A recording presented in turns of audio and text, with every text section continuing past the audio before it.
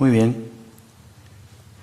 Primero, siempre que doy esta charla me gusta que todos conozcan quiénes fueron Wolf, Parkinson y White, que están allí de izquierda a derecha. Wolf, Parkinson y White. Como quizá algunos de ustedes sepan, Wolf era el residente del servicio. Parkinson era un médico que mandaba pacientes al servicio, veía muchos pacientes y hacía muchos electrocardiogramas y los enviaba al servicio, y el doctor White era el jefe del servicio. Y estos tres médicos publicaron en el año 1930 un trabajo que es el que, digamos, pionero en esta patología, que de alguna manera dio el puntapié inicial a la electrofisiología, describiendo por primera vez de manera clínica lo que es un circuito de reentrada y que hoy es la base fisiopatológica de la mayoría de las arritmias clínicas. Y lo que ellos describieron es que vieron pacientes con un complejo ancho, ellos llamaron bloqueo de rama, no sabían lo que era, pero era un complejo QRS ancho, con un intervalo PR corto, que lo veían en gente joven, sana, y que tenían taquicardias. Esto es años después, la investigación demostró que esto se debía a que había conexiones eléctricas, lo que hoy llamamos vías accesorias o conexiones accesorias, entre el músculo auricular y músculo ventricular.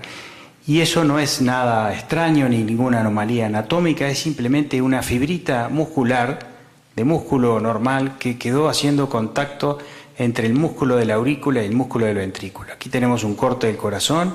Este es miocardio ventricular, este es miocardio auricular, esta es una válvula, acá es la parte interna del corazón, este es el surco aurículo-ventricular con la grasa y los vasos, arterias y venas, y ustedes ven que hay una fibrita muscular que saltea el sostén fibrótico anatómico que actúa como aislante eléctrico entre el músculo de la aurícula y el músculo del ventrículo y pone en contacto el músculo auricular con el músculo ventricular, permitiendo que el impulso eléctrico pase también por allí y entonces deforma el electrocardiograma de la manera que estos autores describieron y favorece la presencia de arritmias.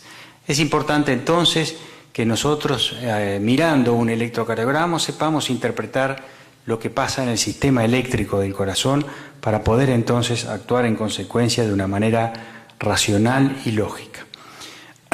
Ustedes dirán, o muchos podrán decir, a quién le importa el mecanismo de estas arritmias o el mecanismo de lo que pasa dentro del corazón, pero si no entendemos esos mecanismos, nunca podremos establecer un tratamiento agudo racional en estos pacientes, nunca podremos hacer un tratamiento crónico o indicar un tratamiento crónico en definitivo. Y lo que es más importante en el tema que nos estamos refiriendo, que es el paciente asintomático, no podremos establecer un pronóstico adecuado, que es lo que el paciente nos va a exigir. Habitualmente los pacientes con una vía accesoria, en este caso está dibujada aquí del lado izquierdo, lo que tienen es una taquicardia por reentrada, que se llama una taquicardia recíproca ortodrómica o por reentrada aurículo-ventricular. Conducción anterógrada por el sistema normal de conducción, nódulo auriculoventricular His-Purkinje, y retrógrada por la vía accesoria. Esa es la taquicardia más común en los pacientes con vías accesorias. Y esta taquicardia supraventricular por entrada ortodrómica evoluciona en algunos pacientes a fibrilación auricular. Acá tienen el registro, el paciente está en taquicardia, evoluciona a fibrilación auricular con conducción muy rápida por la vía accesoria, y de esa fibrilación auricular que estimula el ventrículo a una frecuencia muy rápida pasa a fibrilación ventricular, y así se pueden morir estos pacientes. Es decir, el mecanismo de la muerte súbita de estos pacientes es taquicardia supraventricular por reentrada ortodrómica, fibrilación auricular, fibrilación ventricular. Ese es el camino por el cual se mueren o pueden llegar a la muerte estos pacientes. De tal manera que cuando vemos una arritmia rápida, de complejo ancho e irregular, lo primero que tenemos que pensar es que se trata de una fibrilación auricular en un paciente con preexcitación. Porque si nosotros pensamos eso y nos equivocamos, nos vamos a equivocar nosotros, pero el paciente va a sobrevivir. Sin embargo, si pensamos que se trata de una fibrilación auricular con aberrancia en la conducción y el paciente tiene una vía accesoria y lo tratamos en consecuencia, nos vamos a equivocar nosotros, pero es posible que el paciente se muera. De tal manera que es útil recordar la cifra en inglés FBI, que todos conocemos, y que quiere decir fast, broad e irregular. Cada vez que vemos algo que es rápido, ancho e irregular, tenemos que pensar que se trata de una fibrilación auricular preexcitada y tratarla como tal. Si nos equivocamos, los equivocados vamos a ser nosotros, el paciente sobrevivirá. De otra manera será exactamente al revés. En el síndrome de Wolff-Parkinson-White en general, los objetivos del manejo clínico son básicamente dos: prevenir la muerte súbita, para lo cual debemos estratificar el riesgo, y controlar los síntomas, para lo cual debemos definir una conducta terapéutica. En el Wolff asintomático, nuestro único objetivo es estratificar el riesgo de muerte súbita de ese paciente. Es lo que el paciente nos va a exigir y es al paciente al cual le tenemos que dar una respuesta. No tiene síntomas. El paciente vino a la consulta porque le encontraron un electrocardiograma que tiene preexcitación. Síntomas no tiene, no tenemos nada que hacer con él al respecto, pero sí le tenemos que dar una respuesta en cuanto a cuáles son sus chances de tener un episodio de muerte súbita. Y repasemos algunos números y conceptos que hoy se saben alrededor acerca de la muerte súbita en los pacientes con Wolff. El 12% ocurren en pacientes asintomáticos, o sea que ese paciente que tenemos enfrente puede estar en ese grupo. El 20% ocurren en pacientes que tienen síntomas menores, que quizá ni siquiera nos lo relaten. Pero debemos tener presente también que ocurre sobre todo en pacientes sintomáticos.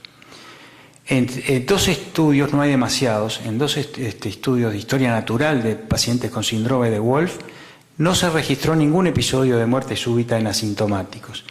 Sin embargo, 17% de pacientes asintomáticos que fueron sometidos a estudio electrofisiológico tenían un RR más corto en fibrilación auricular de menos de 250 milisegundos, uno de los números claves para definir aquellos pacientes con riesgo aumentado de muerte súbita. O sea que este es un estudio en el cual se estudiaron por estudio electrofisiológico y se indujo fibrilación auricular a pacientes asintomáticos y 17% eran, a pesar de ser asintomáticos, tenían riesgo de muerte súbita. En otra serie de holandesa, 50% de pacientes por Wolff-Parkinson-White que fueron estudiados por muerte súbita, o sea, pacientes que tenían un Wolff y tuvieron ya un episodio de fibrilación ventricular, en 50% de estos la primera manifestación fue la muerte súbita. Y se estima, en base a todos estos elementos, de que la muerte súbita sucede en los pacientes con Wolff en un caso cada 1000 años paciente. En el Wolff sintomático, el riesgo de muerte súbita, como decíamos, es muy bajo, 3-4% a lo largo de toda la vida. Con respecto al número, ese número clave de 250 milisegundos entre dos complejos preexcitados cuando el paciente tiene fibrilación auricular. Este es un trabajo clásico, publicado, como ustedes ven, en 1979 en New England por el doctor Gallagher y sus colaboradores, en el cual estudiaron un número de pacientes que habían tenido muerte súbita vinculado a Wolff-Parkinson-White. Como ustedes ven, y esta es la curva más empinada, el RR más corto en fibrilación auricular en todos los pacientes que habían tenido paro cardíaco era menor de 250 milisegundos. Y de ahí surge este número. Pero en los pacientes asintomáticos que fueron estudiados, ven que el rango de RR más corto en fibrilación auricular es muy amplio.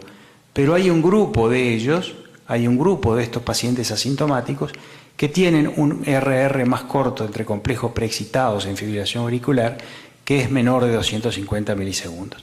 Es decir, en el grupo de asintomáticos también hay pacientes en riesgo de muerte súbita. Tomando estos números y considerando esas variables que nosotros les decíamos, de 10.000 pacientes seguidos 10 años, muerte súbita 0,1% de pacientes por año, 17% de pacientes asintomáticos tienen un RR más corto de 250 milisegundos, la sensibilidad del estudio electrofisiológico es 95%, etcétera. Este número de 250 milisegundos en esta disquisición que publica George Klein en el New England Journal hace unos años, este número identifica con una sensibilidad del 95% y una especificidad del 84% a los pacientes en riesgo de muerte súbita, pero tiene un valor predictivo positivo extremadamente bajo, aunque sí tiene un valor predictivo negativo muy alto, es decir, pacientes que tienen un RR en fibrilación auricular mayor de 250 milisegundos, es raro que vayan a morir. Si tienen menos, bueno, tienen ciertas chances, pero aún así las chances son muy bajas. El doctor Papone publicó una larga serie con una enorme cantidad de pacientes con asintomáticos estudiados con estudio electrofisiológico y siguió su evolución de acuerdo al resultado del estudio electrofisiológico. Y ustedes ven que en las dos primeras curvas de arriba, con muy buena evolución, son pacientes que o bien no fueron inducibles, es decir, no tenían taquicardia supraventricular inducible o no tuvieron fibrilación auricular. Sin embargo, en las dos curvas de abajo, la curva roja, los pacientes que sí tuvieron arritmias inducibles y tuvieron fibrilación auricular, o los pacientes que tuvieron arritmias inducibles, estos pacientes rápidamente se transformaron en sintomáticos y requirieron tratamiento. Por lo tanto, y de acuerdo a las conclusiones del doctor Papone en este estudio, la inducibilidad de taquicardia recíproca ortodrómica en el estudio electrofisiológico es el predictor más fuerte de eventos arrítmicos, 90% de valor predictivo positivo y un valor predictivo negativo de 85%. La presencia de vías accesorias múltiples de sexo masculino y una edad menor a 35 años también tuvo valor predictivo de presencia de arritmias en los pacientes asintomáticos. El RR más corto en fibrilación auricular, ese número de 250, no predice eventos arrítmicos. Es un predictor de muerte súbita, débil, pero predictor al fin, pero no predice arritmias ventriculares. Lo mismo el periodo refractario efectivo de la vía accesoria es un débil predictor. Y lo fundamental, que es lo que yo quiero recargar y uno de los mensajes que quiero transmitir en esta charla, es que el estudio electrofisiológico es la clave para la estratificación de riesgo de este tipo de pacientes. El riesgo de arritmias y de muerte en pacientes con preexcitación ventricular asintomáticos ha sido recientemente valorado en un metaanálisis publicado en Circulation de este año. La parte de arriba de la curva es el riesgo de muerte súbita y, como ustedes ven, el riesgo es extremadamente bajo, casi en el cero, y el riesgo de arritmias es un poco mayor, pero también es un poco bajo, por lo cual las conclusiones de este análisis es que la baja incidencia de muerte súbita y el bajo riesgo de arritmias supraventriculares está en contra del manejo invasivo en la mayoría de los pacientes asintomáticos. Manejo invasivo se refiere no solo al estudio electrofisiológico diagnóstico, sino a la ablación. Y les voy a transmitir ahora lo que es el algoritmo clínico que personalmente sigo y he desarrollado para el estudio y seguimiento de estos pacientes, que lo divido en 5 puntos que deben guiar la conducta clínica. En primer lugar, si el paciente tiene un Wolf asintomático, pero tiene una profesión de riesgo, como ser piloto de avión, chofer profesional, o quiere practicar deportes competitivos, ese paciente debe ser sometido a estudio electrofisiológico y ablación. Primer punto. Segundo punto, si el paciente tiene una preexcitación intermitente en el electrocardiograma basal o en el Holter o en cualquier tipo de registro electrocardiográfico que dispongamos, o si en un estudio ergométrico desaparece la conducción en la vía accesoria en el esfuerzo a una frecuencia aceptable, como por ejemplo aquí tenemos en un electrobasal un complejo preexcitado, un complejo claramente no preexcitado, preexcitado, claramente no preexcitado. Acá tenemos B1, B2 de otro paciente con una vía izquierda, ven que tienen un complejo QRS normal en B1, el segundo complejo está preexcitado, el tercero es normal, lo mismo acá abajo, complejo normal, complejo preexcitado. Es decir, este paciente tiene en ritmo sinusal y a una frecuencia de 70-75 por minuto, alternancia de conducción por la vía accesoria y por el sistema normal de conducción, o lo hacemos hacer un esfuerzo y el paciente claramente en el esfuerzo pierde la preexcitación, como por ejemplo ustedes ven acá, perdió la preexcitación cuando está en la fase de recuperación del esfuerzo a 96 por minuto y la recupera a 92 por minuto. Todos estos pacientes son de bajo riesgo, ¿verdad? Nunca van a poder conducir rápidamente en fibrilación auricular porque ya en ritmo sinusal o con un pequeño esfuerzo la conducción por la vía accesoria se pierde, por lo tanto esa vía accesoria nunca va a poder conducir a una velocidad tan rápida que logre fibrilar el ventrículo. Por lo tanto, esos pacientes, como decíamos, son de bajo riesgo y si no tienen taquicardia porque están asintomáticos, debemos definir la conducta con el paciente. El paciente podrá igual querer hacerse la ablación y sacarse esa alteración electrocardiográfica que tiene, pero podrá ser necesario simplemente vigilarlo y el día que tenga taquicardia, si es que tiene, proceder a la ablación. Vamos a estar tranquilos, ese paciente nunca se va a morir de esto.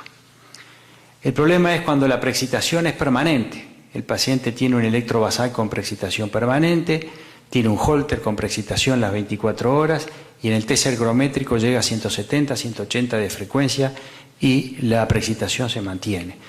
En este caso no sabemos si es de bajo riesgo o de alto riesgo. ¿Y cómo darle una respuesta a ese paciente? ¿Cómo decirle usted es de bajo riesgo, usted a pesar de que no tiene síntomas no se va a morir?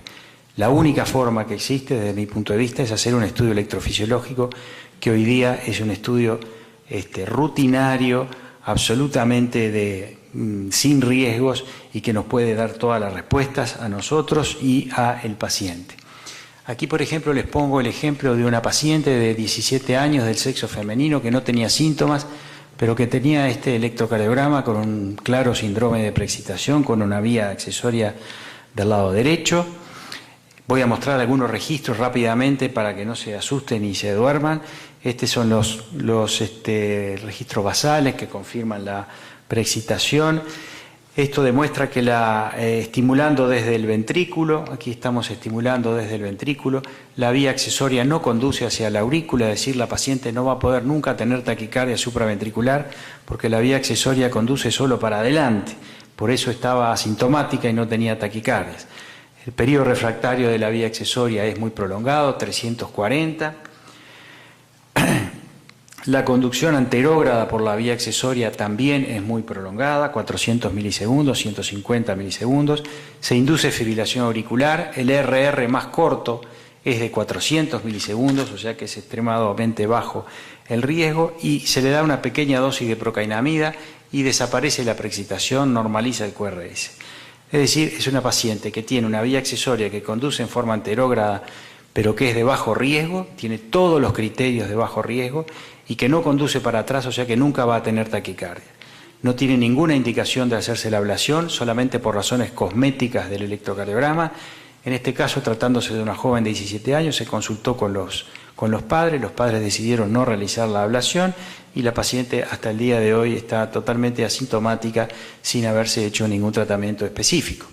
Es decir, en este grupo de pacientes puede considerarse la ablación o no, considerando las propiedades de la vía accesoria que van a surgir del estudio electrofisiológico, los deseos del paciente, la ubicación de la vía accesoria, si la vía accesoria está muy cerca o no del sistema normal de conducción, si tiene arritmias o no tiene arritmias, obviamente si se inducen arritmias supraventriculares es una indicación de hacer ablación o algunas situaciones especiales que siempre suceden. Aquí tenemos otro registro de un paciente joven de 26 años que estaba asintomático. Sin embargo, en el estudio electrofisiológico se inducían episodios no sostenidos de taquicardia supraventricular. Aquí ustedes ven a la salida del episodio de taquicardia supraventricular un primer complejo claramente preexcitado y los siguientes complejos en ritmo sinusal y sin preexcitación. En este caso, al inducirse taquicardia supraventricular, aunque fuera no sostenida, se realizó la ablación. Y esta es una paciente, si ustedes quieren, de alguna manera parecida a la anterior, que tenía una vía accesoria izquierda, pero que tenía todos criterios de bajo riesgo, que no los voy a aburrir con los registros, pero que la paciente, por causas psicológicas, quería eliminar el electrocardiograma, quería normalizar el electrocardiograma. porque estaba aburrida de cada vez que le hicieran un electrocardiograma, le llamaran la atención de que lo que tenía un electro anormal y lo mandaran al médico y al cardiólogo en consulta porque tenía un electrocardiograma normal. O sea que esta es una de esas situaciones especiales en que la paciente solicitaba la ablación para, digamos, por un efecto cosmético que mejoraba de alguna manera su calidad de vida, sacarse esa anomalía electrocardiográfica que la molestaba. Unas palabras sobre la fibrilación auricular y el síndrome de preexcitación. Quiero recalcar de las guías europeas recientes el capítulo de fibrilación auricular y Wolff-Parkinson-White, porque esta sí es una indicación de ablación. Como ustedes ven, nivel clase 1 y nivel de evidencia A, la ablación por catéter de una vía accesoria manifiesta debe hacerse en pacientes con fibrilación auricular para prevenir muerte súbita cardíaca. Es decir, paciente que tenga fibrilación auricular y una vía accesoria debe ser ablacionado. Y en segundo lugar, la ablación es recomendada, clase 1, nivel de evidencia B, en pacientes que están en alto riesgo de tener fibrilación auricular. No han tenido fibrilación auricular, están en alto riesgo, por edad, por hipertensión, por cardiopatía de base, en presencia de una vía accesoria que puede ser asintomática en el electrocardiograma. Esto realmente me parece una indicación absolutamente novedosa y poco conocida. Es decir, se trata de un paciente que tiene un Wolff-Parkinson-White asintomático, que no tuvo fibrilación auricular nunca, pero que tiene cierto riesgo de tener fibrilación auricular, ¿verdad? Es decir, es un hipertenso, tiene una aurícula grande, tiene cardiopatía, es decir, los factores de riesgo de fibrilación auricular de los cuales hemos estado hablando. Y esto es puesto en las guías europeas, clase 1, nivel de evidencia B. Por suerte, este año por primera vez salieron guías para pacientes jóvenes con preexcitación asintomática. No existían guías a este respecto y todo lo anterior que yo les vengo haciendo eran disquisiciones personales, pero ahora, desde este año disponemos de estas guías y repasemos y veamos que repiten un poco los conceptos que veníamos hablando. Entonces, si el Holter muestra preexcitación permanente, es razonable hacer un test de esfuerzo, es decir, una ergometría. Si hay una clara y abrupta pérdida de la preexcitación, el nivel es bajo. Punto. Entonces, en ese caso es un paciente de bajo riesgo. Si en estudios no invasivos no hay clara pérdida de la preexcitación, debe hacerse un estudio electrofisiológico invasivo o eventualmente transesofágico. Habitualmente para mí es mucho más traumático y doloroso el estudio transesofágico que el invasivo, para inducir FA y valorar RR más corto entre complejos preexcitados. El RR más corto entre complejos preexcitados es menos de 250, eso es riesgo alto y considerar la ablación. Si el RR es mayor de 250, bajo riesgo, es razonable diferir la ablación, ¿verdad? Si la ablación se puede considerar si la vía es accesible y de bajo riesgo. Básicamente está repitiendo los conceptos que habíamos mencionado. Si el paciente de bajo riesgo se vuelve sintomático, debe considerarse la ablación, eso es lógico, tratamiento de los síntomas. Preexcitación y cardiopatía estructural. Considerar ablación independientemente de las características de la vía. Es decir, paciente con una cardiopatía isquémica y una preexcitación, por ejemplo, para decir una cosa común, debe considerarse la ablación de la vía independientemente de que la vía le ha causado problema o no. Nosotros tenemos personalmente un paciente que se revascularizó y entró en taquicardia supraventricular incesante en el posoperatorio y hubo que hacer una ablación de urgencia en esa situación. Preexcitación asintomática con insuficiencia cardíaca secundaria a disincronía. Como ustedes saben, la preexcitación, es decir, la estimulación anómala del ventrículo por una vía accesoria, es también causa de disincronía ventricular como el bloqueo de rama izquierda. Y cuando esto sucede, puede ser necesario también la ablación para corregir esa disincronía ventricular. Y el último punto es sobre todo para pacientes de Estados Unidos, donde las medicaciones para déficit atencional se utilizan casi como los caramelos. Y este algoritmo resume lo que veníamos diciendo entonces. Electrovasal, si la preexcitación es intermitente, simplemente seguimiento en la clínica cardiológica, bajo riesgo. Estamos hablando del asintomático. Si la preexcitación es persistente, hacer una ergometría. Si hay clara pérdida de preexcitación en la ergometría, seguimiento. Si el paciente en la ergometría persiste o no queda claro si la preexcitación desaparece con el esfuerzo, se puede hacer un estudio electrofisiológico invasivo o transtorácico. El invasivo para mí es mucho más sencillo y da muchísima más información. Y de acuerdo a él, si el paciente es de alto riesgo, si es de bajo riesgo, puede considerarse seguirlo en la clínica, puede considerarse la ablación de acuerdo a los deseos del paciente, la ubicación de la vía, etcétera. Y si es de alto riesgo, entonces discutir los riesgos-beneficios de la ablación. Sin duda, si tiene inducción de taquicardia supraventricular, debe establecerse o realizarse la ablación. En suma, para resolver estos pacientes con claridad, debemos estar informados los médicos de cuál es el mecanismo y la situación de cada uno de estos pacientes y debemos informar adecuadamente al paciente. Nuestro consejo será particular para cada paciente, no hay una regla general para todos los pacientes. La decisión final debemos compartirla y será también particular para cada caso, y creo que debe considerarse el estudio electrofisiológico invasivo un estudio absolutamente de bajo riesgo y de rutina en la valoración de este tipo de pacientes. Muchas gracias. En el sistema eléctrico del corazón para poder entonces actuar en consecuencia de una manera racional y lógica. Ustedes dirán, o muchos podrán decir, a quién le importa el mecanismo de estas arritmias o el mecanismo de lo que pasa dentro del corazón, pero si no entendemos esos mecanismos, nunca podremos establecer un tratamiento agudo racional en estos pacientes, nunca podremos hacer un tratamiento crónico o indicar un tratamiento crónico en definitivo. Y lo que es más importante en el tema que nos estamos refiriendo, que es el paciente asintomático, no podremos establecer un pronóstico adecuado, que es lo que el paciente nos va a exigir. Habitualmente los pacientes con una vía accesoria, en este caso está dibujada aquí del lado izquierdo, lo que tienen es una taquicardia por reentrada, que se llama una taquicardia recíproca ortodrómica o por reentrada auriculoventricular.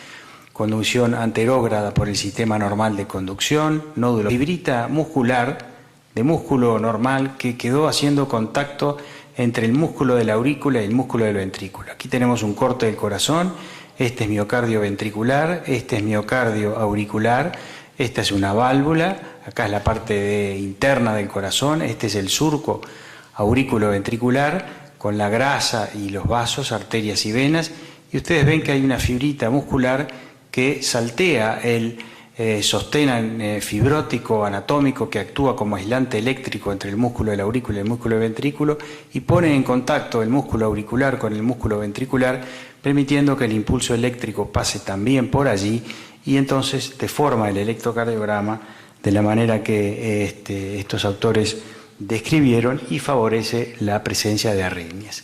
Es importante entonces que nosotros, mirando un electrocardiograma, sepamos interpretar lo que pasa auriculoventricular His-Purkinje y retrógrada por la vía accesoria. Esa es la taquicardia más común en los pacientes con vías accesorias. Y esta taquicardia supraventricular por reentrada ortodrómica evoluciona en algunos pacientes a fibrilación auricular. Acá tienen el registro, el paciente está en taquicardia, evoluciona a fibrilación auricular con conducción muy rápida por la vía accesoria y de esa fibrilación auricular que estimula el ventrículo a una frecuencia muy rápida pasa a fibrilación ventricular y así se pueden morir estos pacientes. Es decir, el mecanismo de la muerte súbita de estos pacientes es taquicardia supraventricular por reentrada ortodrómica, fibrilación auricular, fibrilación ventricular. Ese es el camino por el cual se mueren o pueden llegar a la muerte estos pacientes. De tal manera que cuando vemos una arritmia rápida, de complejo ancho,